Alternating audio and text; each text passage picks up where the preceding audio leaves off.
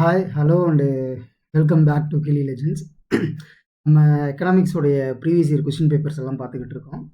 இதுக்கு முன்னாடி ஃபஸ்ட்டு ஒரு 25 கொஸ்டின்ஸ் பார்த்துருக்கோம். அதுவும் நம்ம வந்து இந்த நேச்சர் ஆஃப் இந்தியன் எக்கனாமிக்ஸ் டாப்பிக்கில் இருக்க ப்ரீவியஸ் இயர் கொஸ்டின்ஸ் தான் பார்த்துக்கிட்டு இருக்கோம். யாராவது ஃபஸ்ட் பார்ட் பார்க்காம இருந்தீங்க அப்படின்னா நம்மளுடைய டிஸ்கிரிப்ஷனில் லிங்க் இருக்கும், பாருங்கள். இன்றைக்கி என்ன பார்க்க போகிறோம்னா, இன்னும் ஒரு ரிமைனிங் ஒரு 25 to 30 கொஸ்டின்ஸ் இருக்குது இந்த நேச்சர் ஆஃப் இந்தியன் எக்கனாமிக்ஸ் அப்படிங்கிற இந்த டாபிக் கீழே. இந்த எல்லாத்தையும் நம்ம பார்க்க போகிறோம், சரிங்களா? ஸோ எனக்கு தெரிஞ்சு நம்ம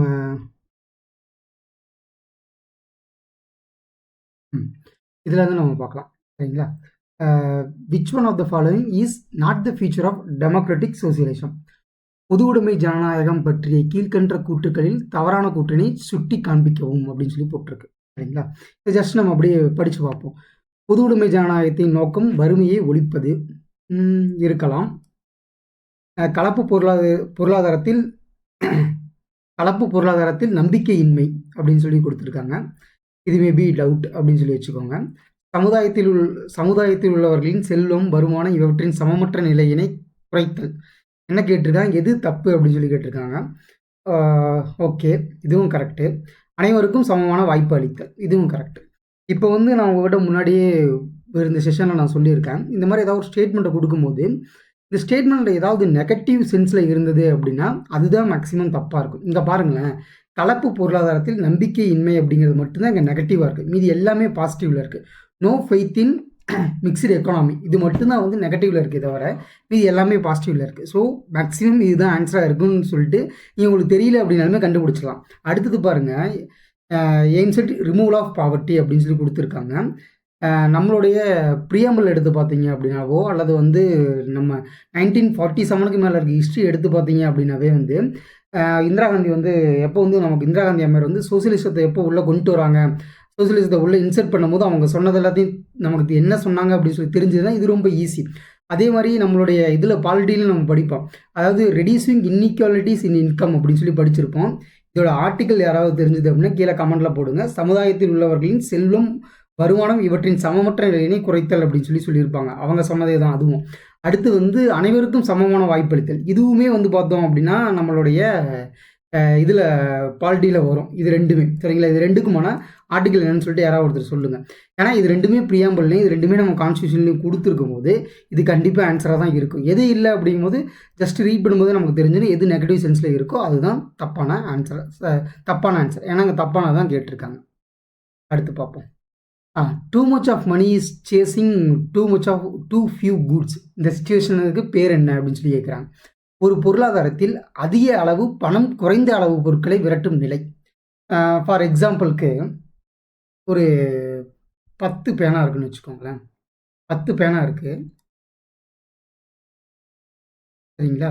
இதை வாங்குறதுக்கு 10 பேர் இருக்காங்க, சரிங்களா? இதோட விலை எவ்வளோ அப்படின்னு சொல்லி பார்த்தீங்க அப்படின்னா 10 ரூபா, சரிங்களா? இப்போ இந்த 10 பேருக்கும் 10 பேனா 10 பேருக்கும் இந்த demand is equal to supply ஆகிடும். சப்போஸ் இந்த டிமாண்ட் ஈக்குவல் டு சப்ளை ஆகிடுச்சு அப்படின்னா இங்கே எந்த ஒரு விதமான காம்படிஷனுமே இருக்காது. பட் இஃப் சப்போஸ் என்ன ஆகுது அப்படின்னா இந்த இடத்துல 10 பேனாவுக்கு பதில் 5 பேனா இருக்குது, சரிங்களா? 5 பேனா இருக்குது. இந்த இடத்துல வாங்குறதுக்கு எத்தனை பேர் இருக்காங்க அப்படின்னா 10 பேர் இருக்காங்க. 10 பேருக்கு இந்த 5 பேனா பத்துமா அப்படின்னு சொல்லி கேட்டிங்கன்னா பத்தாது. அப்போது ஆட்டோமேட்டிக்காக என்ன ஆகும் அப்படின்னா இந்த ப்ரைஸ் 10 ரூபா அப்படின்னு சொல்லி இருக்கிறது, இந்த ப்ரைஸ் 10 ரூபான்னு சொல்லி இருக்கிறது ஆட்டோமேட்டிக்காக இன்க்ரீஸ் ஆகும். எப்படி இன்க்ரீஸ் ஆகும் அப்படின்னா இந்த 10 பேரில் ஒரு 5 பேர் என்ன பண்ணுவாங்க அப்படின்னா இந்த பேனாவுக்கு நான் 20 ரூபா கொடுத்து கூட வாங்குவேன், எங்கிட்ட அவ்வளவு அமௌண்ட் இருக்குது அப்படின்னு சொல்லி சொல்லுவாங்க. அப்படி 20 ரூபா கொடுத்து கூட வாங்குவாங்க. அப்படிங்கும்போது யார் அதிகமான பணத்தை கொடுத்து வாங்குறாங்களோ அவங்களுக்கு தான் இந்த பேனா போய் சேரும். இதுக்கு பேர் தான் இன்ஃப்ளேஷன் அப்படின்னு சொல்லி சொல்கிறாங்க. இதை படித்து பாருங்கள். அதிக அளவு பணம் குறைந்த அளவு பொருட்களை விரட்டும் நிலை. இந்த இடத்துல பாருங்கள், அதிக அளவு பணம், இந்த 20 ரூபா அப்படிங்கிறது அதிக அளவு பணம், குறைந்த அளவு பொருட்கள் அப்படிங்கிறது இந்த 5 பேனாவை விரட்டுறதுக்கான நிலைக்கு பேர் என்ன அப்படின்னா பணவீக்கம். Is nothing but inflation. நம்மளோட எக்கனாமிக்ஸில் வந்து பார்த்தோம் அப்படின்னா நிறைய பேர் ரொம்ப கன்ஃபியூஸ்டான டேர்ம் அப்படின்னு சொல்லி நினைக்கிறது வந்து இந்த இன்ஃப்ளேஷனை தான் சொல்லுவாங்க. இன்ஃப்ளேஷன் வந்து நம்ம புரிஞ்சுக்கிட்டோம் அப்படின்னா ரொம்பவே ஈஸியான டெர்மினாலஜி. சிம்பிளாக இன்ஃப்ளேஷனை பற்றி சொல்லணும் அப்படின்னா இங்கிலீஷில் என்ன சொல்லுவாங்க அப்படின்னா இட்ஸ் எ நெசசரி ஈவில் அப்படின்னா. நெசசரி ஈவில் அப்படின்னா என்ன அப்படின்னா அது வேணும், அது இல்லாமல் இருக்க முடியாது அப்படிங்கிற மாதிரி, இது கண்டிப்பாக இருக்கணும், அது இல்லாமல் இருக்க முடியாது அப்படின்னு சொல்லிட்டு சொல்லுவாங்க.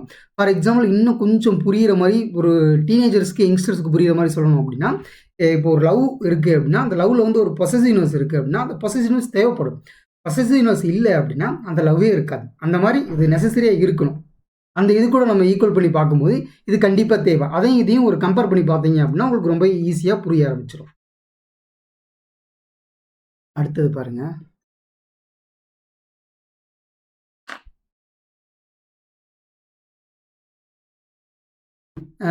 Which state in India ranks first in human development index? இந்தியாவில் எந்த மாநிலம் மனித வள மேம்பாட்டு குறியீட்டின் முதல் மாநிலமாக உள்ளது அப்படின்னு சொல்லிட்டு கொஸ்டின் கேட்டிருக்காங்க. இதுக்கு ஆப்வியஸாக படித்து பார்த்தாவே நமக்கு ஆன்சர் தெரியும். பஞ்சாப், ஹிமாச்சல் பிரதேஷ், தமிழ்நாடு, கேரளா. ஆப்ஷன் என்ன அப்படின்னா கேரளா. அதே மாதிரி சப்போஸ் தமிழ்நாடு வந்து எப்போவுமே எந்த ஒரு இடத்துல இருக்கும் அப்படின்னு சொல்லி பார்த்தோம் அப்படின்னா தமிழ்நாடு வந்து ஒரு டாப்பில் இருக்கும் எப்போவுமே. இன்னொன்று என்ன சொல்லணும் அப்படின்னா இந்த ஹியூமன் டெவலப்மெண்ட் இண்டெக்ஸில் வந்து இந்தியா எத்தனாவது ரேங்கில் இருக்குது அப்படிங்கிறது ரொம்ப முக்கியம். ரீசெண்டாக ரிலீஸ் பண்ணியிருக்காங்க அப்படிங்கும்போது இந்தியா எந்த ரேங்கில் இருக்குது, இந்தியாவை சுற்றி இருக்க கண்ட்ரீஸில் எந்த கண்ட்ரி இந்தியாவோட அதிகமாக இருக்குது, எந்த கண்ட்ரி இந்தியாவோட கம்மியாக இருக்குது. இந்தியாவுடைய பார்டரை பிரிக்கிற கண்ட்ரிஸ் அப்படின்னு சொல்லி எடுத்துக்கலாம். ஃபார் எக்ஸாம்பிள் பங்களாதேஷ், நம்ம ஃப்ரெண்டு பாகிஸ்தானு, ப்ளஸ் வந்து ஸ்ரீலங்கா, இன்னும் கொஞ்சம் போகணும் அப்படின்னா சைனா. இந்த மாதிரி எந்தெந்த கண்ட்ரீஸ்லாம் நம்மளோட பார்டர் ஷேர் பண்ணுது அப்படிங்கிற கண்ட்ரீஸ்லாம் லிஸ்ட் எடுத்து வச்சு இவங்கெல்லாம் நமக்கு முன்னாடி இருக்காங்களா பின்னாடி இருக்காங்களா அப்படின்னு சொல்லி பார்த்துக்கிறது ரொம்ப கரெக்டாக இருக்கும். தென் இன்னொரு விஷயம் என்ன நோட் பண்ணிக்கணும் அப்படின்னா இப்போ ஃபஸ்ட் இருக்க ஸ்டேட் வந்து கேரளா, சரிங்களா. லாஸ்ட் இருக்க ஸ்டேட் எது அப்படின்னா பீகார். இதை நோட் பண்ணி வச்சுக்கோங்க. இந்தியா எந்த இடத்துல இருக்குது, சாரி தமிழ்நாடு எந்த இடத்துல இருக்குது அப்படிங்கும்போது தமிழ்நாடு வந்து 7th பிளேஸில் இருக்குது. இப்போ ரீசெண்ட் டேட்டா அப்டேட்டில் ஏதாவது நியூஸ் பேப்பரில் ரீசெண்டாக மாறி இருந்தது, நியூஸ் பேப்பரில் ஏதாவது சொல்லியிருக்காங்க அப்படிங்கும்போது அதை நம்ம அப்டேட் பண்ணி படிச்சுக்கலாம், சரிங்களா. அடுத்து பார்ப்போம். அடுத்து வந்து பின்வரும் நாடுகள் சமதர்ம பொருளாதார முறையினை பின்பற்றுகின்றன அப்படின்னு சொல்லி கேட்டிருக்காங்க. ஃபார் எக்ஸாம்பிள் இதுக்கு ஆன்சர் பார்த்தோம் அப்படின்னா இந்த following set of country socialist economic pattern எங்கே ஃபாலோ பண்ணுறாங்க அப்படின்னு சொல்லி கேட்டிருக்காங்க. இடத்துல பாருங்களேன், சோசியலிஸ்ட் எக்கனாமிக் பேட்டர்ன் அப்படின்னு சொல்லிட்டாங்க. நீங்கள் ஜஸ்ட் படித்து பாருங்கள். படித்து பார்க்கும்போதே வந்து உங்களுக்கு ஏதாவது ஒரு ஆப்ஷன் தெரிய வரும். ஸ்ரீலங்கா, பாகிஸ்தான், பங்களாதேஷ், கியூபா. இதில் வந்து பார்த்தோம் அப்படின்னா பங்களாதேஷ் ஓப்பன் எக்கனாமி, இங்கே ஆடோன் அவுட்டாக பங்களாதேஷ் வந்துடுச்சு. அடுத்து வந்து யூரோப்பு, ஜப்பானு, ஆஸ்திரேலியா, சைனா. நம்ம யூரோப்பு, ஆஸ்திரேலியா இது எல்லாமே வந்து ரொம்ப ஓப்பனான எக்கனாமி. சைனா மட்டும் பார்த்தோம் அப்படின்னா சைனா அந்த லிஸ்ட்டில் வராது. அடுத்து பாருங்கள் Africa, Australia, America, Brazil. America, Brazil வாய்ப்பே கிடையாது. நமக்கு நார்மலாக பார்க்கும்போது தெரியும். இதை பாருங்கள் China, Cuba, Vietnam, north Korea. சிம்பிளாக சொல்லணும் அப்படின்னா சைனா வந்து இந்த சோசியலிஸ்ட் கண்ட்ரிலேயே வந்து ரொம்ப பெரிய கண்ட்ரி. மற்ற எல்லா சோசியலிஸ்ட் கண்ட்ரியுமே ரொம்ப சின்ன கண்ட்ரி. கியூபாவாக இருக்கட்டும், வியட்நாமாக இருக்கட்டும், நார்த் கொரியாவாக இருக்கட்டும். கியூபா அப்படிங்கும்போது நமக்கு எல்லாருக்கும் யார் ஞாபகம் வருவாங்கன்னா சேகுவேரா ஞாபகத்துக்கு வருவார். ஏன்னா சேகுவேராவுடைய இது பேட்டர்னில் வந்து பார்த்தோம் அப்படின்னா கம்யூனிசம், இந்த சோசியலிசம் இது எல்லாமே இருக்கும், சரிங்களா. நம்ம இந்த கொரோனா டைமில் கூட என்ன சொல்லியிருந்தாங்க அப்படின்னா கம்யூனிசம் இன்னும் வாழ்ந்துகிட்டு இருக்குது, சோசியலிசம் இன்னும் இருக்குது, அந்த டாக்டர்ஸ் தான் நிறைய பேர் ஹெல்ப் பண்ணாங்க அப்படின்னு சொல்லி நம்ம இன்ஸ்டாவில் நிறைய போஸ்ட் பார்த்துருக்கோம். அதை வச்சு நம்ம ஞாபகம் வச்சுக்கலாம். நார்த் கொரியா சொல்லவே வேண்டாம், கிம் இருக்கார். கிம் வச்சோம் அப்படின்னா நார்த் கொரியா ஞாபகம் இருக்கும். இந்த கண்ட்ரிஸ்லாம் நம்ம படித்து பார்க்கும்போது எந்த கண்ட்ரிஸ்லாம் பிஸ்னஸ் நிறைய பண்ணுறாங்க, ஏதாவது ஒரு கண்ட்ரியில் பெருசாக பிஸ்னஸ் பண்ணுறாங்க அப்படின்னா அந்த கண்ட்ரி ஓப்பன் எக்கனாமி. அங்கே தான் ஓப்பன் எக்கனாமியாக வந்து எல்லாரும் வந்து பிஸ்னஸ் பண்ணுவாங்க, பெரிய பெரிய தொழிலதிபர்கள்லாம் வருவாங்க. எங்கே எக்கனாமி ரொம்ப க்ளோஸ்டாக இருக்கோ அந்த இடத்துல பெரிய பெரிய தொழிலதிபர்கள்லாம் வரமாட்டாங்க. நீங்கள் வேணா பாருங்கள், நீங்கள் பெரிய பெரிய ஆளுங்கள்லாம் சொல்லும் போது எல்லாருமே மேக்ஸிமம் யூரோப்பியன் கண்ட்ரிஸை சேர்ந்தவங்களாக இருப்பாங்க, இல்லை அமெரிக்கன் கண்ட்ரிஸை சேர்ந்தவங்க இருப்பாங்க. அதை தாண்டி வந்து வேறு யாரும் பெரிய ஆளாக இருக்க மாட்டாங்க. ஏன் அப்படின்னா மற்றது எல்லாமே நமக்கு தெரியாத கண்ட்ரிஸ் எல்லாமே ரொம்ப க்ளோஸ்டான எக்கனாமி, அதுதான் ரீசனாக இருக்கும். இதில் வந்து பார்த்தோம் அப்படின்னா ஆப்ஷன் சி அப்படின்னு சொல்லி கொடுத்துருக்கு, ஆனால் இதா தப்பு. ஆப்ஷன் ஏ தான் கரெக்ட். அடுத்து பார்ப்போம். Among the following which does not including LPG in economics? கீழ்கண்டவற்றில் பொருளியலில் எல்பிஜி என குறிப்பிடப்பற்றுள் இல்லாதது எது அப்படின்னு சொல்லி கேட்டிருக்காங்க. நான் உங்கள்கிட்ட முன்னாடி சொல்லியிருக்கேன், ஏதாவது இது கேட்டிருக்காங்க, அப்ரிவேஷன்ஸ் கேட்டிருக்காங்க அப்படிங்கும்போது இங்கிலீஷில் பார்த்து வச்சுக்கோங்க அப்படின்னு சொல்லியிருக்கேன். நமக்கு ஏன் லிபரலைசேஷன் நடந்தது, அந்த ஸ்டோரி என்ன அப்படின்னு சொல்லிட்டு ஷார்ட்டாக நம்ம வந்து சொல்லியிருக்கோம். அதை யாராவது பார்க்கல அப்படின்னா ஃபஸ்ட் பார்ட்டில் போய் பாருங்கள். நமக்கு எல்பிஜி அப்படின்னா தெரியும், லிபரலைசேஷன், ப்ரைவேட்டைசேஷன், குளோபலைசேஷன். இதில் எது இல்லை? ப்ரைவேட்டைசேஷன், லிபரலைசேஷன் இருக்குது, ஜெனரலைசேஷன் சொல்லி சொல்கிறேன். சென்ட்ரலைசேஷன் சொல்லிட்டு ஒரு டேர்ம் வந்து எக்கனாமிக் டேர்மா அப்படின்னு சொல்லிட்டு ஒன்று கிடையவே கிடையாது. சரிங்களா? அப்படி பார்க்கும்போது இதுதான் ஆட் ஒன் அவுட். அடுத்து பார்ப்போம். பின்வருபவற்றுள் ஒருவர் பொருளாதாரத்தின் தந்தை, மற்றொருவர் நவீன பொருளாதாரத்தின் தந்தை எனப்படுவர். இதை பற்றி நம்ம ஃபர்ஸ்ட் கொஸ்டின்லேயே பார்த்தோம். அதாவது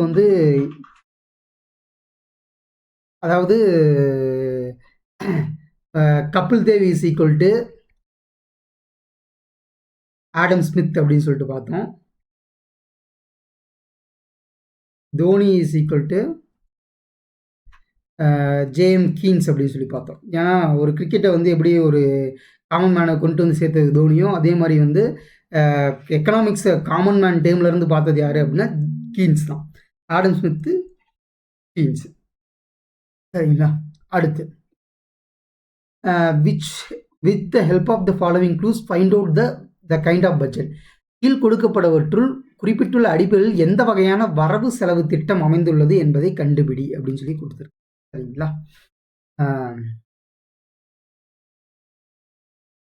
31. மற்றபடி ஆடம் ஸ்மித்தை பற்றி பார்க்கும்போது என்ன அப்படின்னா, நான் முன்னாடி உங்களோட சொல்லியிருக்கேன், அவர் எழுதின புக்கு வெல்த் கிரியேஷனை பற்றி அவர் எழுதின புக்கு. இது வந்து நான் 2வது டைம் சொல்கிறேன். தன் வந்து ஃபாதர் ஆஃப் கேபிட்டலிசம் அப்படின்னு சொல்லிட்டும் இவரை சொல்லுவாங்க. யார் அப்படின்னா ஆடம் ஸ்மித்தை சொல்லுவாங்க. தமிழில் சொல்லணும் அப்படின்னா முதலாளித்துவத்தின் தந்தை அப்படின்னு சொல்லி அவரை சொல்லுவாங்க. சரிங்களா? இப்போ இது பார்ப்போம். கீழ் கொடுக்கப்படுவற்றுள் எந்த வகையான வரவு செலவு திட்டம் அப்படின்னு சொல்லி கேட்டிருக்காங்க. உபரி வரவு செலவு திட்டம் எனப்படும், பற்றாக்குறை வரவு செலவு திட்டம் என்றும் அழைக்கப்படும். இந்த வரவு செலவு திட்டமே ஒரு நாட்டின் பொருளாதார சமநிலையை அடைய பயனுள்ளதாக இருக்கும் என்று நவீன பொருளாதார வல்லுநர்கள் கூறுகின்றனர் அப்படின்னு சொல்லி கொடுத்துருக்காங்க. அரசின் வருவாயும் செலவும் சமமின்மை அப்படின்னு சொல்லி கொடுத்துருக்காங்க. இப்போ இதில் வந்து பார்த்தோம் அப்படின்னா வருவாய் வரவு செலவு திட்டம், சமநிலை வரவு செலவு திட்டம், பூஜ்ஜிய வரவு செலவு திட்டம், சமனற்ற வரவு செலவு திட்டம் அப்படின்னு சொல்லி கொடுத்துருக்காங்க. சரிங்களா? இப்போ வந்து இது எல்லாத்தையும் நம்ம படித்து பார்க்கும்போது ஜீரோ பேஸ்டு பட்ஜெட் அப்படின்னு சொல்லிட்டு ஒரு பட்ஜெட்டு பெரும்பாலும் இந்தியாவில் கிடையாது. சரிங்களா? அதாவது இதை வந்து சர்ப்ளஸ் பட்ஜெட்டுன்னு சொல்லி சொல்கிறாங்களாம், டெபிசிட் பட்ஜெட்னு சொல்லுவாங்களாம்.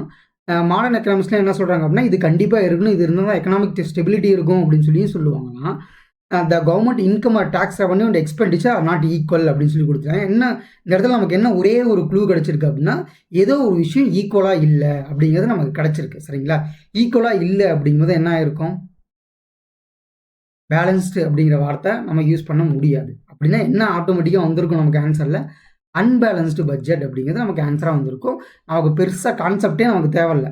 ஜஸ்ட்டு கொஷினை படிக்கும் போது கொஷின்லேருந்து நமக்கு ஒரு க்ளூ கிடைக்குது, அந்த க்ளூ வச்சு நம்ம ஆன்சர் எழுதியிருக்கோம், அவ்வளோதான். சரிங்களா? ஸோ இதுக்கு ஆன்சர் என்ன அப்படின்னா அன்பேலன்ஸ்டு பட்ஜெட் அப்படிங்கிறது ஆன்சர். சப்போஸ் வந்து கவர்மெண்ட்டுடைய வரவும் செலவும் ஈக்குவலாக இருந்தது அப்படின்னா வரவு ஈக்குவல் டு செலவு அப்படின்னு சொல்லி ஈக்குவலாக இருந்தது அப்படின்னா இதுக்கு பேர் பேலன்ஸ்டு பட்ஜெட். ஆனால் இங்கே அவங்க சொல்லியிருக்கிறது என்ன சொல்லியிருக்காங்க அப்படின்னா வரவை விட செலவு அதிகமாக இருக்குது. இந்த இடத்துல உங்களுக்கு ஒரு டவுட் வரலாம். இப்போ இங்கே பாருங்கள், modern economist argue that it is very useful for achieving economic ஸ்டெபிலிட்டின்னு போட்டிருக்காங்க. இந்த வரவு செலவு திட்டமே ஒரு நாட்டின் பொருளாதார சமநிலையை அடைய பயனுள்ளதாக இருக்கும் என்று நவீன பொருளாதார வல்லுநர்கள் கருதுகின்றனர் அப்படின்னு சொல்லி கொடுத்துருக்காங்க. இந்த இடத்துல உங்களுக்கு டவுட் வரலாம், அது எப்படி வரவை விட செலவு அதிகமாக இருந்தது அப்படின்னா அது எப்படி ஒரு நாட்டுக்கு நல்லதாக இருக்கும் அப்படிங்கிற காமனாக ஒரு டவுட் வரலாம். எக்கனாமிஸ்ட் என்ன சொல்கிறாங்க அப்படின்னா நமக்கு செலவு பண்ணுறதுக்கு செலவே இல்லை அப்படின்னாலும் நம்ம வந்து ரெவன்யூ ஜென்ரேட் பண்ணுறோம். நம்ம ரெவன்யூ ஜென்ரேட் பண்ணும்போது இன்கம் டேக்ஸ் போடுறோம், இல்லை நம்ம ஒரு வாங்குற ஒரு பொருள் மேலே வரி போடுறோம். இந்த மாதிரி நமக்கு ஒரு இது கிடைக்குது, நமக்கு ஒரு ரெவன்யூ கிடைக்குது. அந்த அமௌண்ட்டை நம்ம செலவு பண்ணுறோம். ஆனால் எக்கனாமிஸ்ட் என்ன சொல்கிறாங்க அப்படின்னா நமக்கு எவ்வளோ வருமானம் வருதோ அந்த வருமானத்தையும் தாண்டி செலவு பண்ணணும் அப்படின்னு சொல்லி சொல்கிறாங்க. ஏன் சொல்கிறாங்க அப்படின்னா ஃபார் எக்ஸாம்பிள் வந்து ஒரு கவர்மெண்ட் இன்ஸ்டிடியூஷன் வந்து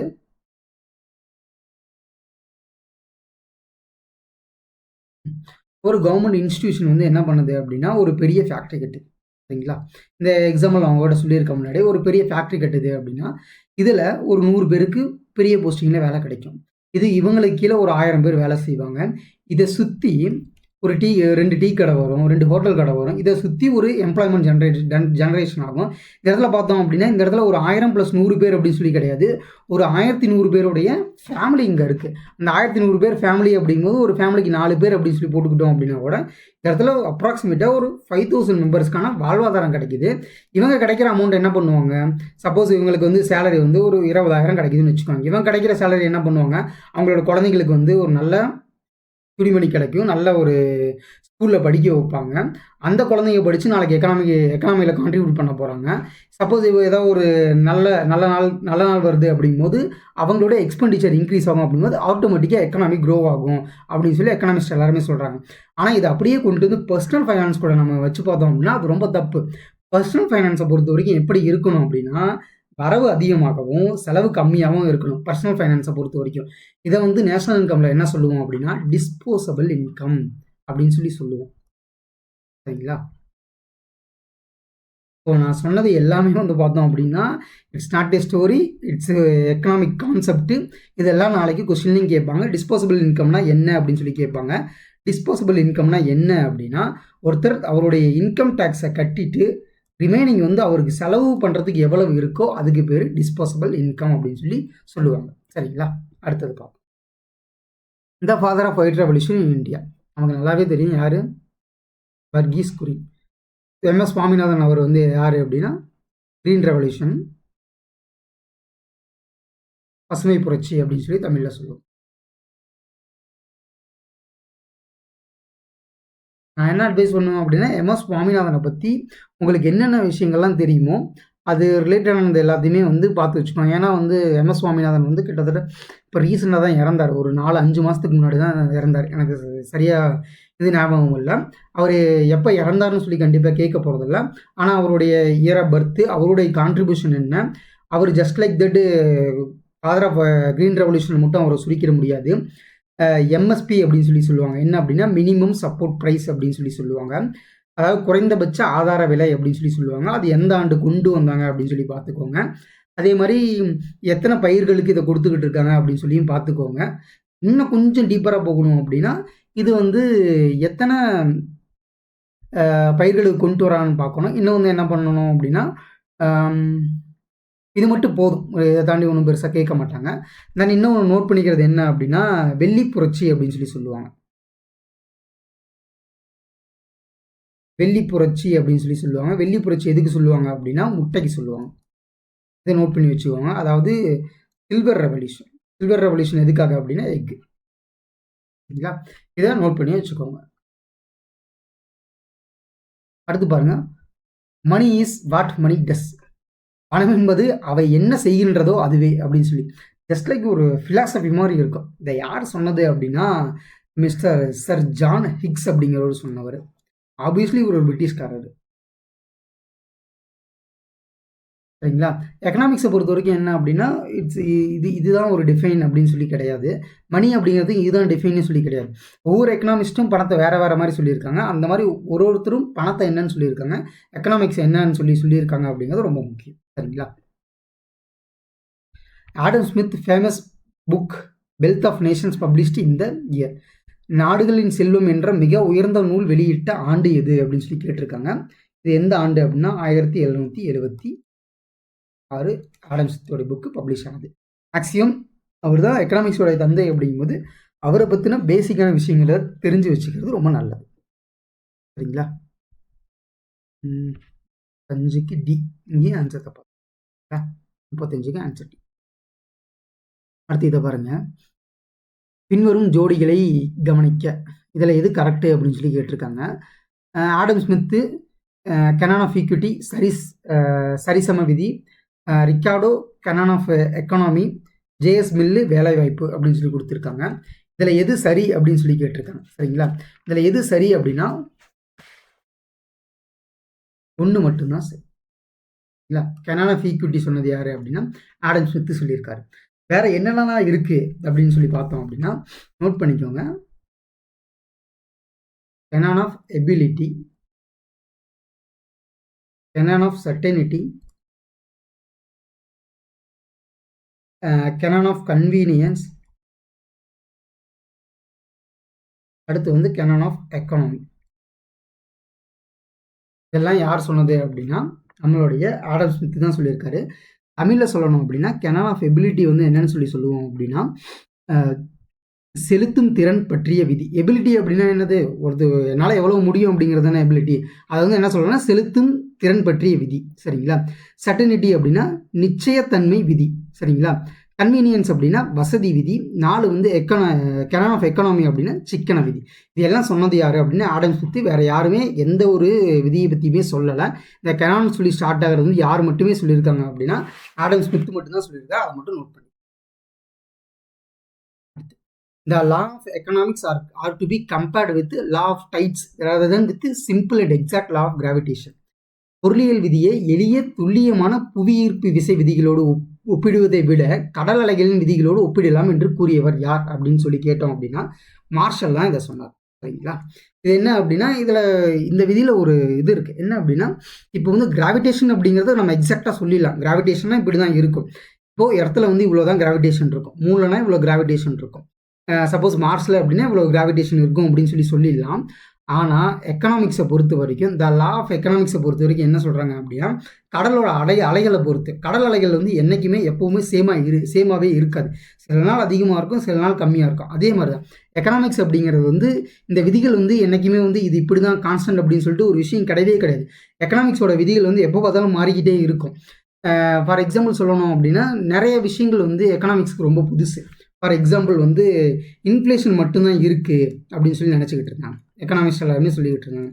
ஆனால் திடீர்னு வந்து என்ன சொன்னாங்க அப்படின்னா இல்லை டீஃப்ளேஷன்னு சொல்லி ஒன்று இருக்குது அப்படின்னாங்க. நம்ம 1991 எக்கனாமியை திறந்து விடுறோம். நிறைய கம்பெனிஸ் உள்ளே வராங்க, நிறைய கம்பெனிஸ்க்கு நிறைய லோன் கொடுக்குறாங்க. அப்போது என்பிஏ அப்படிங்கிற டீம் இந்தியாவில் கிடையவே கிடையாது, சரிங்களா. அடுத்த ஒரு 10 வருஷம் கழிச்சு தான் நான் பர்ஃபார்மிங் அசட் அப்படிங்கிறாங்க.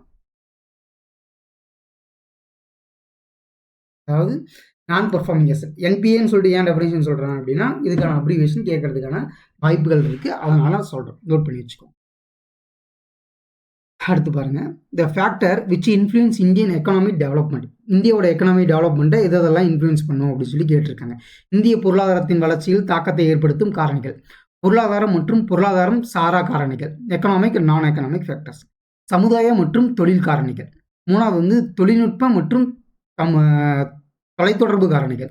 4வது human factor and mechanical factor, மனித காரணி மற்றும் இயந்திர காரணிகள் அப்படின்னு சொல்லி கொடுத்துருக்காங்க.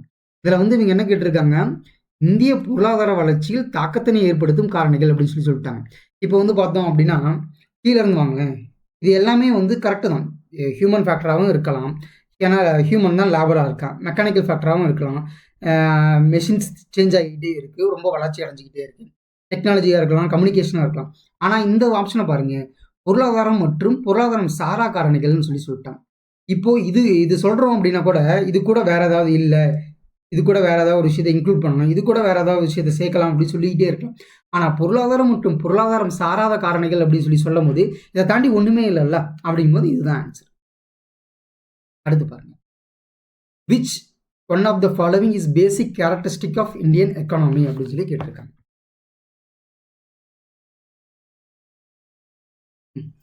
இந்தியன் எக்கானமியோடைய பேசிக் கேரக்டர் என்ன அப்படின்னு சொல்லி கேட்டிருக்காங்க.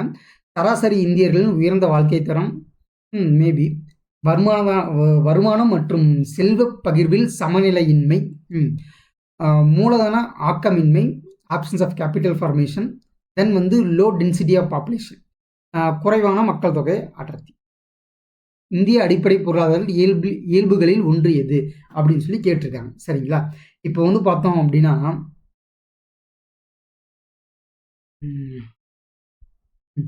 இப்போ குறைந்த மக்கள் தொகை அப்படிங்கிறது கிடையவே கிடையாது. நம்ம ஊரில் மக்கள் தொகை அதிகமாக இருக்குது அப்படிங்கிறது எல்லாருக்குமே தெரியும், சரிங்களா. இந்த ஆப்ஷன் கிடையவே கிடையாது. அடுத்து இருக்க 3ல் ஏதாவது ஒன்று தான் இருக்கணும். ஹை ஸ்டாண்டர்ட் ஆஃப் லிவிங் இந்தியாவில் இருக்கா அப்படின்னு சொல்லி கேட்டோம் அப்படின்னா கண்டிப்பாக high standard of living average இந்தியன்ஸுக்கு கிடையாது, இதுவும் ஆப்ஷனில் வராது. சரி, வேறு என்ன வரும் அப்படின்னு சொல்லி பார்த்தோம் அப்படின்னா மூலதன ஆக்கமின்மை அப்படின்னு சொல்லி டோட்டலாக தான் நம்ம சொல்லிட முடியாது. ஏன்னா இங்கே கேபிட்டல் ஃபார்மேஷன் நிறைய நடந்திருக்கு. செகண்ட் 5 இயர் பிளானில் நம்ம அதை தான் பண்ணியிருக்கோம். ஸோ அதையும் நம்ம இல்லை அப்படின்னு சொல்லிட முடியாது, சரிங்களா. அப்போது இயல்பில் எது அப்படின்னு சொல்லி வரும்போது பார்த்தோம்னா எது மிச்சம் இருக்குது அப்படின்னா வருமானம் மற்றும் செல்வ பகிர்வில் சமமின்மை. இது இல்லை அப்படிங்கிற ஒரு காரணத்துக்காக தான் நம்ம அதை கொண்டு வந்து நம்ம பாலிட்டிலேயே கொண்டு வந்து வச்சிருக்கோம். அன்இக்குவல் டிஸ்ட்ரிபியூஷன் ஆஃப் வெல்த் அப்படிங்கிறது கொண்டு வந்து வச்சிருக்கோம். ஸோ அது இல்லை அப்படிங்கிறதுனால கண்டிப்பாக இதோட பேசிக் கேரக்டரிஸ்டிக் ஆஃப் இந்தியன் எக்கானமி அப்படிங்கிறது கரெக்ட். சரிங்களா? இன்னும் வேற என்னென்னலாம் இருக்குது அப்படின்னு சொல்லி பார்த்தோம் அப்படின்னா, இந்திய சந்தை அப்படிங்கிறது என்ன அப்படின்னா அண்ட் எமர்ஜிங் மார்க்கெட் அப்படிம்பாங்க. அதாவது வளர்ந்து வரும் பொருளாதாரம் அப்படின்னு சொல்லி இந்தியன் எக்கானமியை சொல்லுவாங்க. அடுத்து வந்து என்ன சொல்லுவாங்க அப்படின்னா, அதாவது rapid growth of urban areas அப்படிம்பாங்க. Rapid growth of urban areas அப்படின்னா, நகர பகுதிகள் ரொம்ப வேகமாக வளர்ந்துகிட்டு இருக்கு அப்படின்னு சொல்லி சொல்லுவாங்க. இன்னொன்று என்ன சொல்லுவாங்கன்னா, வழக்கம் போல் அக்ரிகல்ச்சர் வந்து ரொம்ப பெரிய ரோலை ப்ளே பண்ணுது அப்படின்னு சொல்லுவாங்க. அதாவது வேளாண்மை ஒரு முக்கிய பங்கு வகிக்குது அப்படின்னு சொல்லி இந்தியன் எக்கனாமியை பற்றி சொல்லுவாங்க. சரிங்களா?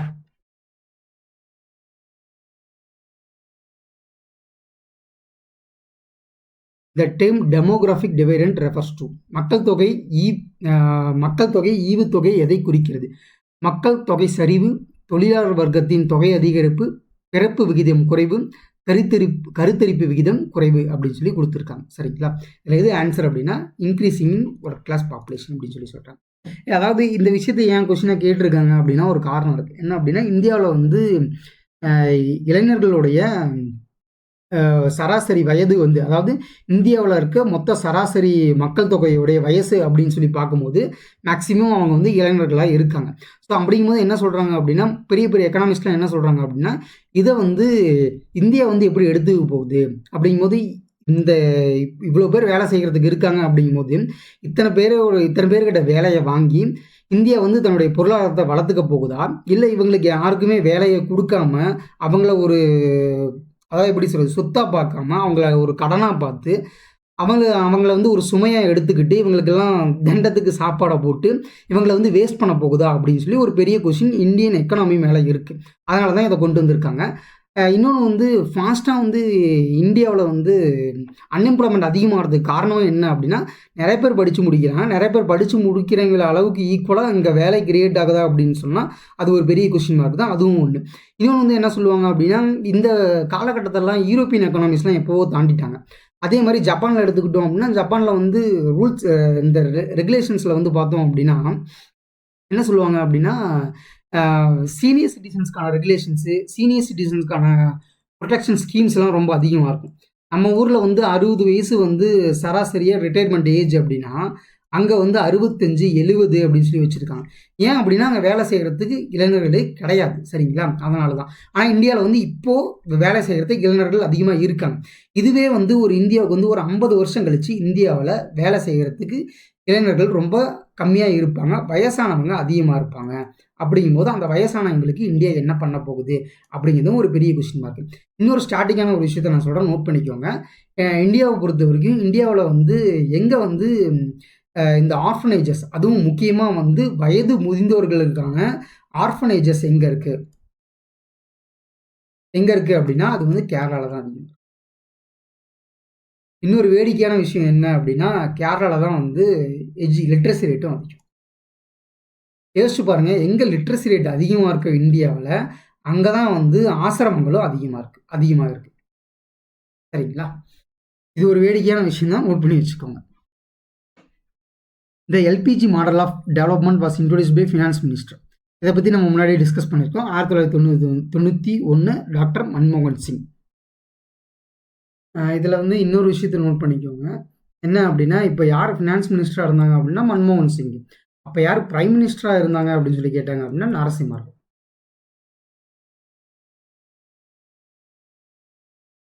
சரிங்களா? அடுத்து பாருங்க, in open economy GDP is the sum of. ஒரு திறந்த பொருளாதாரத்தின் மொத்த உள்நாட்டு உற்பத்தியை கணக்கிடும் போது எடுத்துக்கொள்ளப்பட வேண்டியவை. அதாவது ஜிடிபியை வந்து கால்குலேட் பண்ணும்போது என்னென்னலாம் நம்ம எடுத்துப்போம் அப்படின்னு சொல்லி கேட்டிருக்காங்க. சரிங்களா? இது வந்து போனோம் அப்படின்னா இது வந்து ஒரு பெரிய டாப்பிக்கு. நம்ம அதை வந்து கிளாஸஸ் எடுக்கும்போது பார்ப்போம். சிம்பிளாக ஆன்சர் இதுக்கு என்ன அப்படின்னா, கன்சப்ஷனு, கிராஸ் இன்வெஸ்ட்மெண்ட்டு, கவர்மெண்ட்டோடைய ஸ்பெண்டிங்கு, நெட்டாக நம்ம எவ்வளோ எக்ஸ்போர்ட் பண்ணுறோம் அப்படிங்கிறது கண்டிப்பாக எடுத்துப்போம். ஸோ ஆப்ஷன் ஏ தான் இதுக்கு ஆன்சர். சரிங்களா? இதெல்லாம் தனித்தனியாக நம்ம பார்ப்போம். இப்போதைக்கு என்ன ஒரே ஒரு விஷயம் ஞாபகம் வச்சுக்கோங்க அப்படின்னா, ஜிடிபினா கிராஸ் டொமஸ்டிக் ப்ராடக்ட். சரிங்களா?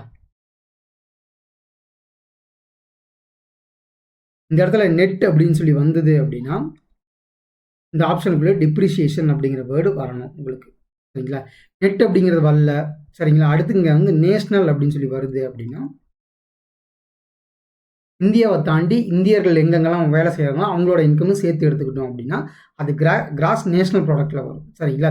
இந்த ரெண்டுக்கான இதை மட்டும் பார்த்து வச்சுக்கோங்க. நான் வந்து ஃப்யூச்சரில் கிளாஸ் எடுக்கும்போது நான் அதை எப்படி பார்க்குறது அப்படின்னு சொல்லி உங்களுக்கு நான் கற்றுத்தரேன். அடுத்தது பாருங்கள். India's human development index in 2011 was better then that of. இந்திய நாட்டின் மனித வளர்ச்சி குறியீடு 2011ஆம் ஆண்டில் மற்ற எந்த நாட்டை விட உயர்வானதாக இருந்தது அப்படின்னு சொல்லி கேட்டிருக்காங்க. சரிங்களா? இதுக்கு ஆன்சர் என்ன அப்படின்னு சொல்லி பார்த்தோம் அப்படின்னா, எதை விட அதிகமாக இருந்தது அப்படின்னா பங்களாதேஷோட அதிகமாக இருக்கு. சரிங்களா? ஆப்ஷன் சி தான் நமக்கு ஆன்சர்.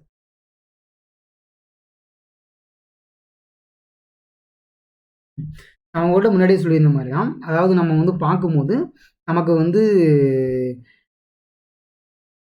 ஒரு ரேட்டிங்ஸை பார்க்குறோம் அப்படின்னா இந்தியா எத்தனாவது பொசிஷனில் இருக்குது அப்படிங்கிறது தெரிஞ்சுக்கணும். அதே மாதிரி இந்தியாவை சுற்றி இருக்கிற நாடுகள் எத்தனாவது பொசிஷனில் இருக்கணும்னு தெரிஞ்சுக்கணும். அதுவும் ரொம்ப முக்கியம். அதையும் நோட் பண்ணி வச்சுக்கணும். அடுத்து பாருங்கள். The theory of industrial organisation, தொழிற்சாலைகளின் அமைப்பு கொள்கை என்ற நூலின் ஆசிரியர் யார் அப்படின்னு சொல்லி கேட்டிருக்காங்க. இதோட ஆசிரியர் யார் அப்படின்னா ஜீன் ட்ரையோல் அப்படிங்கிறவர் தான் இதோட ஆசிரியர். அடுத்து a collaborative model for providing public infrastructure and services by government and private sector. பொது உட்கட்டமைப்பு மற்றும் சேவைகளை அரசாங்கம் மற்றும் தனியார் துறைகள் இணைந்து வழங்கும் கூட்டு மாதிரிக்கு பேர் என்ன அப்படின்னு சொல்லி கேட்டிருக்காங்க. நம்ம இந்த செஷனில் அடிக்கடி பார்த்துருக்கோம் எல்பிஜின்னு சொல்லிட்டு. அந்த மாடல் தான், வேற ஒன்றுமே கிடையாது. சரிங்களா? சாரி ஆன்சர் என்ன அப்படின்னா, பொருளாதாரத்தை தொடர்ந்து அதாவது திறந்து விடுறதுக்கு பேர் தான் வந்து எல்பிஜி. சரிங்களா? இப்போ வந்து ஒரு நார்மலாக ஒரு ப்ரைவேட்டும் பப்ளிக்கும் சேர்ந்து வராங்க அப்படிங்கும்போது அதுக்கு மாடல் என்ன அப்படின்னா public private partnership.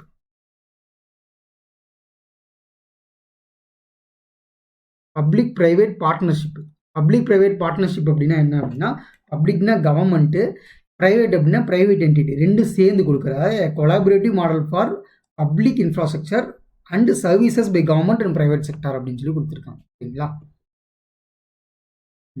The new economic policy for liberalization and privatization of Indian economy was implemented. உங்களுக்கு நல்லாவே தெரியும், இந்திய பொருளாதாரத்தை தாராளமயம் மற்றும் தனியார் மயமாக்குவதற்காக புதிய பொருளாதார கொள்கை அறிமுகப்படுத்தப்பட்ட ஆண்டு 1991. அடுத்து the most dominant contributor to GDP in recent years. நமக்கு நல்லாவே தெரியும் சர்வீசஸ் செக்டர். நான் உங்கள்கிட்ட முன்னாடியே சொல்லியிருக்கேன், அதாவது வந்து இந்தியா அக்ரியிலேருந்து டைரெக்டாக ஒரு லாங் ஜம்ப் கொடுத்து எங்கே வந்துட்டாங்க அப்படின்னா சர்வீசஸ்க்கு வந்துட்டாங்க. இங்கே வந்து நடுவில் வந்து ஒரு இண்டஸ்ட்ரியல் செக்டாரை வந்து விட்டுட்டாங்க. இவங்க இண்டஸ்ட்ரியல் செக்டாரை விட்டதுனால என்ன பாதிப்பு இருக்குது அப்படின்னா இங்கே வந்து அன்எம்ப்ளாய்மெண்ட் ரொம்ப அதிகமாக இருக்குது அப்படிங்கிறதையும் நான் சொல்லியிருந்தேன். சரிங்களா? அக்ரியோடைய ஜிடிபி அப்ராக்சிமேட்டாக எப்போவுமே எவ்வளோ இருக்கும்னா 15% இருக்கும். அதையும் நோட் பண்ணிக்கோ. சரிங்களா? ஓவராலாக அதாவது இது வந்து ஜிடிபியோடைய டோட்டல் கான்ட்ரிபியூஷன். சரிங்களா?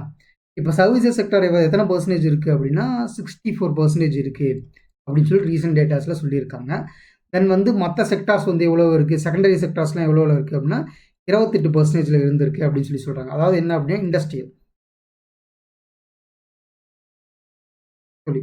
தொழில்துறை இதெல்லாம் 28% அப்படின்னு சொல்லி சொல்லியிருக்காங்க. சரிங்களா? இந்த அக்ரிகல்ச்சர் வந்து ஃப்ளக்சுவேஷன் தான். சப்போஸ் அக்ரிகல்ச்சருடைய இது நல்லா இருந்தது, மழை நல்லா பெஞ்சிருக்கு, ஆனால் அந்த பர்டிகுலர் ஏரியாவில் வந்து விவசாயிகளுக்கு வந்து நல்ல மகசூல் இருந்திருக்கு அப்படின்னா அந்த அக்ரிகல்ச்சர் கான்ட்ரிபியூஷன் இன்க்ரீஸ் ஆகும். அடுத்து பாருங்கள். தமிழ்நாட்டின் மொத்த வருவாயில் அதிக பங்கு வசிப்பது எது அப்படின்னு சொல்லி கேட்டிருக்காங்க. சரிங்களா? அதுவும் வந்து பார்த்தோம் அப்படின்னா நமக்கு ஆப்வியஸ்லி சர்வீஸ் செக்டர். நம்மளுடைய இந்த கான்ட்ரிபியூஷனில் இதில் தமிழ்நாடோட கான்ட்ரிபியூஷன் எடுத்து பார்க்கும்போது அக்ரிகல்ச்சர் எத்தனை பர்சன்டேஜ் வரும் அப்படின்னா 8% வரும். அதையும் நோட் பண்ணி வச்சுக்கோங்க. Who was not the member of the first national committee 1949? 1919 நாட்டு தேசிய வருமான கணக்கில் ஈடுபட்ட குழுவில் யார் இடம்பெறவில்லை அப்படின்னு சொல்லி கேட்டிருக்காங்க. மகளன் லோபிஸு, கேட்கில்லு, தாதாபாய் நவ்ரோஜி, ராவ். இப்போ வந்து மகளன் லோபிஸ் இருந்தாருன்னு நல்லா தெரியும், கேட்கில் இருந்தார் அப்படின்னு சொல்லி தெரியும். ஏன்னா இந்த ரெண்டு பேரும் வந்து 1947க்கு மேலே இருக்க ஹிஸ்ட்ரியில் நம்ம அடிக்கடி படிச்சுக்கிட்டே இருப்போம் இந்த பேரை. ஏன்னா மகாலனோபிஸ் மாடல் அப்படின்னு சொல்லிட்டு 5 இயர் பிளானில் படிப்போம். இந்த ராவ் இருந்தாரா இல்லையா அப்படின்னு சொல்லிட்டு தெரியல. இப்போ தாதாபாய் நவ்ரோஜி இருக்காரா இல்லையா அப்படின்னு சொல்லி பார்க்கும்போது தாதாபாய் நவ்ரோஜி தான் ஒரு பெரிய தியரியை சொல்லியிருப்பார். என்ன சொல்லியிருப்பாரு அப்படின்னா, ஃபஸ்ட்டு வந்து பிரிட்டிஷ் வந்து நம்மளை அடிமை மட்டும் படுத்தி வைக்கல, நம்மளுடைய வெல்த்தை வந்து இவர் ட்ரைன் பண்ணுறாரு, ட்ரைன் ஆஃப் வெல்த் அப்படின்னு சொல்லி ஒரு புக் எழுதியிருப்பார். சரிங்களா? இந்த புக் எழுதுதான் தாதாபாய் நவ்ரோஜி தான் ஃபஸ்ட்டு நம்மளுடைய சொத்தை வந்து இவங்க அபகரிச்சுக்கிட்டு இருக்காங்க அப்படின்னு சொல்லி சொன்னதும் தாதாபாய் நவ்ரோஜி தான். ஸோ இவர் வந்து எந்த காலத்து மனிதர் அப்படிங்கும்போது இவருடைய ஸ்டார்டிங் வந்து இந்த 1987 அப்படி 1857 இந்த 19 அதாவது 19,000 அப்படின்னு சொல்லி இருக்கும்போது 1900 அப்படின்னு சொல்லி இருக்கும்போது அந்த டைமில் தான் ரொம்ப ஆக்டிவாக இருந்த பீரியடு. 1949 ஒரு ஒன்றும் பெருசாக ஆக்டிவாலாம் இல்லை. அப்படிங்கும்போது இவர் இந்த ஆப்ஷனில் வரதுக்கான வாய்ப்புகளே கிடையாது. ஸோ இவர் தான் நமக்கு ஆப்வியஸாக ஆன்சரில் வருவார். அடுத்து பாருங்கள், புதிய பொருளாதார கொள்கைப்படி உலகமயமாதல் வளர்ச்சிக்கு ஒரு கருவியாக கருதப்படுகிறது. உலகமயமாதல் போக்குவரத்து மற்றும் தொலைத்தொடர்பு சேவையை அதிகரிக்கிறது. இதில் வந்து பார்த்தோம் அப்படின்னா நமக்கு வந்து according to the new economic policy globalization is considers instrument of growth. Globalization increase the cost of transport and communication அப்படின்னு சொல்லி கொடுத்துருக்காங்க. இல்லை, இது இவங்க அதாவது குளோபலைசேஷன் காஸ்ட்டை வந்து இன்க்ரீஸ் பண்ணல, கம்மி தான் பண்ணியிருக்கு நமக்கு. அப்படிங்கும்போது கரெக்டு, தப்பு. வந்து பார்த்தோம் அப்படின்னா நம்மளோட இதில் எடுத்து பார்த்தோம் அப்படின்னா நமக்கு நிறைய விஷயங்கள் அதிகமாகிட்டே போயிருக்கு. பட் ஆனால் நம்ம போக்குவரத்துக்கான ட்ராவல், ஒரு டிஸ்டன்ஸ்க்கான ட்ராவல் ரொம்ப குறைஞ்சிருக்கு, அதுக்கான காஸ்ட்டுமே ரொம்ப குறைஞ்சிருக்கு. சரிங்களா? குளோபலைசேஷனால் ஏன் குறைஞ்சிருக்கு அப்படிங்கும்போது நிறைய மக்கள் இங்கேருந்து அங்கே போகிறாங்க. ஆப்வியஸாக நிறைய பேர் அந்த பொருளை யூஸ் பண்ணுறாங்க, இல்லை நிறைய பேர் ட்ராவல் பண்ணுறாங்க. அப்படிங்கும்போது அதுக்கான விலை குறைஞ்சிருக்கு. அதுதான் காரணம். இதை பாருங்க, 51.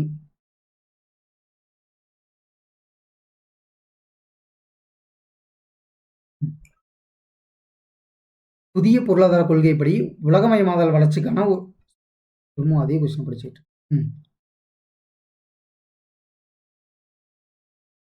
தமிழில் வந்து கொஸ்டின் வந்து தமிழில் கொஸ்டின் அதுவாக இருக்கு. சரிங்களா? சரி, ஓகே, இதெல்லாம் படிப்போம் நம்ம. GNB product will be always be more then GDP அப்படின்னு சொல்லி கொடுத்துருக்காங்க. அதாவது ஜிஎன்பி எப்போவுமே பெருசாக இருக்குமா, ஜிடிபி இதாக இருக்கும் அப்படின்னு சொல்லியிருக்காங்க. அடுத்து என்ன கொடுத்துருக்காங்க அப்படின்னா, to get GNB net factor from income is added to GDP அப்படின்னு சொல்லி கொடுத்துருக்காங்க. ஆமாம், இது கரெக்டு. ஏன்னா ஜிடிபியிலேருந்து நமக்கு வந்து ஜிஎன்பி வேணும் அப்படின்னா என்ன பண்ணுவோம் அப்படின்னா, ஜிடிபி கூட நெட் இன்கம் ஃப்ரம் அப்ராடை வந்து நம்ம ஆட் பண்ணுவோம். அதை தான் கொடுத்துருக்காங்க, என்ஐஎஃப்ஏ அப்படின்னு சொல்லி சொல்லுவோம். ஆமாம், இது கரெக்ட். சரிங்களா? எப்பவுமே இந்தியாவை பொறுத்த வரைக்கும் ஜிஎன்பி வந்து அதிகமாக தான் இருக்கும். ஏன்னா இந்தியாவிலேருந்து வெளியில் போய் அதிகமாக வேலை செய்கிற ஆட்கள் அதிகமாக இருக்காங்க. வெளிநாட்டிலேருந்து இந்தியாவுக்கு வந்து வேலை செய்கிற ஆட்கள் ரொம்ப கம்மியாக இருக்காங்க. அப்படி பார்க்கும்போது ஜிஎன்பி ரொம்ப அதிகமாக தான் இருக்கும். ஸோ ஆன்சர் வந்து ஏ தான் நமக்கு கரெக்ட். சரிங்களா? அதாவது ஜிஎன்பினா என்ன அப்படின்னா, ஜிடிபி அப்படிங்கும்போது இந்தியா அப்படிங்கிறது இந்த நிலப்பரப்பு, இந்த நிலப்பரப்புக்குள்ள எவ்வளவு பொருட்களை நம்ம உற்பத்தி செய்கிறோம் அப்படிங்கிறது ஜிடிபி. சரிங்களா? இந்த உற்பத்தி செஞ்சு நமக்கு என்ன அமௌண்ட் கிடைக்கிறது அப்படிங்கிறது தான் ஜிடிபி. ஆனால் ஜிஎன்பி அப்படிங்கிறது என்ன அப்படின்னா, வெளிநாட்டில் நம்மளுடைய இந்தியாவில் பிறந்தவங்க, இந்திய குடிமகன்கள் வெளிநாட்டில் வேலை செய்கிறாங்க. அவங்க வந்து இந்தியாவுக்கு பணத்தை அனுப்புவாங்க. சரிங்களா? அதை நம்ம சேர்த்தணும் அப்படின்னா நமக்கு என்ன கிடைச்சிரும்னா ஜிஎன்பி கிடைச்சிரும். சரிங்களா? அதுதான் கிராஸ் நேஷனல் ப்ராடக்ட். நேஷனல் அப்படின்னா இந்திய குடிமகன்கள்லாம் யாரோ அவங்களுடைய வருமானத்தை எல்லாத்தையும் சேர்த்தணும் அப்படின்னா அது நேஷன். சரிங்களா? அடுத்து மிக்சடு எக்கனாமி அப்படிங்கிறது என்ன அப்படின்னா, மிக்சடு எக்கனாமி அப்படின்னா ரெண்டு விஷயம் கலந்துருக்கு, பப்ளிக்கு ப்ரைவேட் ரெண்டு கலந்துருக்கிற போய் தான் mixed economy. Coexistence of public and private sector, பொது மற்றும் தனியார் துறைகள் இணைந்து செயல்படுதல். சரிங்களா? அடுத்து what are the facts relating to defining GDP? மொத்த உள்நாட்டு உற்பத்தி தொடர்பான சரியான கூற்றை கூறுக. அது ஒரு குறிப்பிட்ட கால வரையறைக்கு உரித்தானது அல்ல அப்படின்னு சொல்லி கொடுத்துருக்காங்க. சரிங்களா? அடுத்து என்ன போட்டுருங்க, அது பொருட்கள் தொடர்பான ஒரு அளவீட்டே ஆகும், சேவை தொடர்பானது அல்ல அப்படின்னு சொல்லி கொடுத்துருக்காங்க. சரிங்களா? அடுத்து அது பணம் சாராத அளவீடாகும் அப்படின்னு சொல்லி கொடுத்துருக்காங்க. சரிங்களா? இப்போ இதில் எது கரெக்டு அப்படின்னு சொல்லி நம்மகிட்ட கேட்டிருக்காங்க. சரிங்களா? இப்போ வந்து பார்த்தோம் அப்படின்னா, ஜிடிபி அப்படிங்கிறது எப்பவுமே வருஷத்துக்கு ஒரு டைம் கால்குலேட் பண்ணுவாங்க. சரிங்களா? 1 இயர் ஒன்ஸ் கால்குலேட் பண்ணுவாங்க. அப்படி பார்க்கும்போது இது தப்பு. சரிங்களா? ஏன்னா அது ஒரு வருஷம் அப்படிங்கிற ஸ்பெசிஃபிக் பீரியட் ஆஃப் டைம் தான். அதாவது ஒரு குறிப்பிட்ட கால வரையறைக்கு உரித்தானது அது. சரிங்களா? It measures only goods not services அப்படின்னு சொல்லி கொடுத்துருங்க. அதாவது பொருட்கள் தொடர்பான அளவீடே ஆகும், சேவை தொடர்பானது அல்ல அப்படின்னு சொல்லி கொடுத்துருக்காங்க. கண்டிப்பா கிடையாது. சரிங்களா? அதாவது நம்மளோட டெஃபினேஷனே வந்து என்ன என்ன சொல்லி பார்ப்போம் அப்படின்னா, final value of all goods and services அப்படின்னு சொல்லி படிச்சிருக்கோம். சரிங்களா? ஸோ ஆப்வியஸாக இதுவும் கிடையாது. இதுவும் தப்பு, இதுவும் தப்பு. சரிங்களா? அது பணம் சாராத அளவீடு அப்படிங்கிறாங்க. It's not a monetary measure அப்படிங்கிறாங்க. இது எவ்வளோ அபத்தமான சொல்லி, இதுவும் தப்பு. சரிங்களா? இப்போ உங்களுக்கு ஒரு டவுட் வரலாம். கூட்ஸ் அப்படின்னா என்னது, சர்வீசஸ் அப்படின்னா என்னது அப்படின்னு சொல்லி உங்களுக்கு ஒரு டவுட் வரலாம். சிம்பிளாக சொல்லணும் அப்படின்னா, இப்போ நம்ம ஒரு ஹோட்டல் கடைக்கு போகிறோம். ஹோட்டல் கடைக்கு போனோம்னா என்ன கேட்குறோம் அப்படின்னா, நமக்கு ஒரு இட்லி வேணும் அப்படின்னு சொல்லி ஆர்டர் பண்ணுறோம். சரிங்களா? அவங்க இட்லியை கொண்டு வந்து நம்ம டேபிள் மேலே வைக்கிறாங்க. சரிங்களா? அந்த இட்லி அப்படிங்கிறது என்ன அப்படின்னா கூட்ஸ். சரிங்களா? சர்வீசஸ்னா என்ன அப்படின்னா, ஒருத்தர் நமக்காக கிச்சனில் ப்ரிப்பேர் பண்ணுறாரு, அதை இன்னொருத்தர் கொண்டு வந்து வைக்கிறாரு பார்த்தீங்களா, அதுதான் சர்வீசஸ். அது அவங்களோட உழைப்பு. இது ரெண்டும் சேர்ந்தது தான் இந்த மாதிரி ஒவ்வொரு செக்டார்லையும் கூட்ஸு ப்ளஸ் சர்வீசஸ் ரெண்டையும் சேர்த்துனது தான் ஜிடிபி. சரிங்களா? இந்த இதில் பாருங்கள், நம்மளை பொறுத்த வரைக்கும் மூணுமே தப்பு. இதில் வந்து பாருங்கள், மூணுமே தப்பு அப்படிங்கிறது ஆப்ஷன் சியில் இருக்குது. சரிங்களா? அடுத்தது இதை பார்ப்போம். பின்வரும் கூற்றை கவனி. உலக பொருளாதாரத்தில் மொத்த உள்நாட்டு உற்பத்தியில் 8வது இடத்தை இந்தியா பெற்றுள்ளது.